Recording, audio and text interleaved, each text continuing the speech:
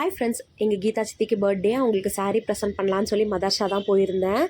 அவருக்கு வேலை இருக்குதுன்னு சொல்லி மதர்ஷாலே ட்ராப் பண்ணிவிட்டு கிளம்பிட்டாரு. லாஸ்ட் இயரே சித்தி ரெட் கலர் பிடிக்கும்னு சொல்லியிருந்தாங்க. ரெட் கலரில் பார்டர் ஒன்றும் அட்ராக்டிவாக தெரியல. ஸோ அதனால் நான் க்ரீன் தான் செலக்ட் பண்ணியிருந்தேன். க்ரீன் கலர் வந்து ரொம்ப செழுமையை குறிக்கும்னு சொல்லுவாங்க. எங்கள் சித்தி எப்போவுமே செழுமையாக இருக்கணுன்றதுக்காக நானும் க்ரீன் கலர் தான் செலக்ட் பண்ணியிருந்தேன். அவருக்கும் வீடியோ காலில் காமிச்சிருந்தேன். அவருமே க்ரீன் தான் சூப்பராக இருக்குன்னு சொல்லியிருந்தார். அப்படியே A2Bயில் வந்து கொஞ்சம் ஸ்வீட்ஸ் எல்லாமே வாங்கி எடுத்துக்கிட்டு வீட்டுக்கு போய் எங்கள் சித்திக்கிட்ட கொடுத்துருந்தேன்.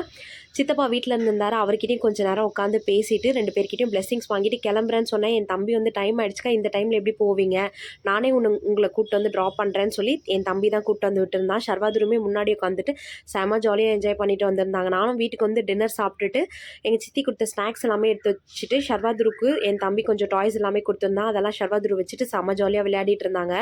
எல்லாமே சூப்பராக இருக்குன்னு சொல்லியிருந்தாங்க. நம்ம அன்பை வந்து ரொம்ப அழகான வார்த்தைகளாலையும் ரொம்ப அழகான செயல்களாலையும் தான் வெளிக்காட்ட முடியும்னு நான் நினைக்கிறேன்.